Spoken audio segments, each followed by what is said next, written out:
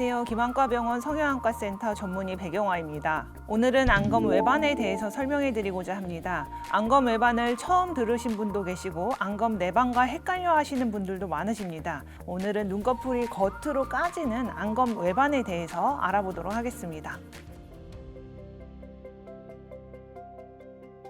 안검 외반은 우리말로 눈꺼풀 겉말림입니다. 원래 눈꺼풀은 안구에 밀착되어 있어야 하는데 이 눈꺼풀이 밖으로 벌어지게 되면은 기능적 또는 미용적으로 문제를 만들 수 있습니다.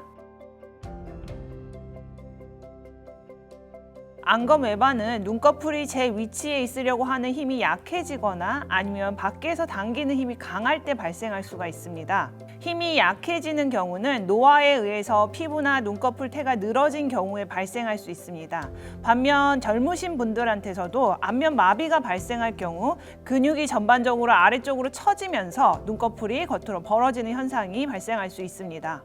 두 번째로 외부에서 당기는 힘이 강해서 생기는 경우는 눈꺼풀 수술 후에 많이 발생하게 됩니다. 나이가 들면서 안완의 지방이 돌출되거나 피부가 늘어지는 등의 변화가 발생하게 되는데요. 요즘에는 이런 변화를 교정하기 위해서 지방을 제거하거나 재배치하고 이 늘어진 피부를 제거하는 미용 수술이 많이 이루어지고 있습니다. 이는 미용적으로 도움이 되는 굉장히 좋은 수술이기는 하나 욕심이 과해서 피부 제거량이 많아지게 되면 너무 많은 피부가 제거되어 눈꺼풀이 밖으로 당겨지게 됩니다.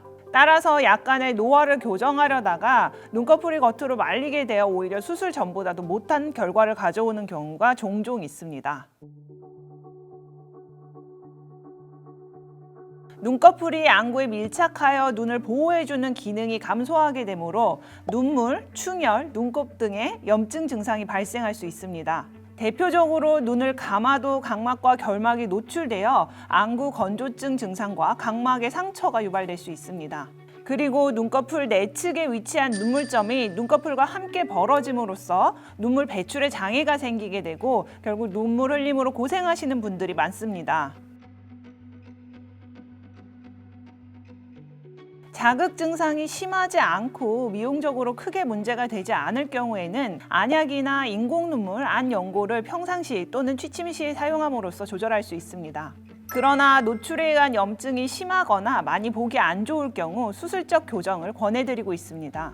노화나 안면 마비에 의한 안검 외반의 경우 눈 외측에 있는 눈꼬리를 타이트하게 당겨서 제 위치를 잡아줌으로써 간단한 수술로 교정할 수 있겠습니다. 그러나 피부가 너무 많이 제거되어 발생한 반응성 안검 외반의 경우 윗눈꺼풀이나 얼굴의 다른 부위에서 피부를 가져와서 이식해야 되는 피부 이식술이 동반되어야 합니다. 피부를 이식하여 점막이 훤히 들여다 보이는 눈꺼풀 겉말림을 교정한다 하더라도 이 경우 이식한 피부가 원래 피부와는 다른 색을 나타낼 수 있어 수술 결과가 만족스럽지 못할 수 있음을 알고 계셔야 합니다.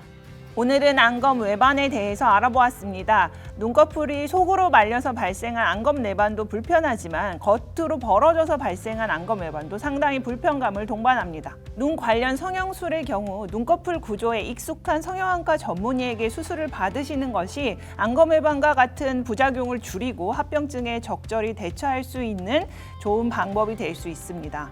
오늘 내용이 도움이 되셨길 바라며 다음 시간에는 눈이 튀어나오고 붓는 갑상선 눈병증에 대해 알아보도록 하겠습니다. 여러분의 눈 건강 해피아이 김안과병원이 함께합니다.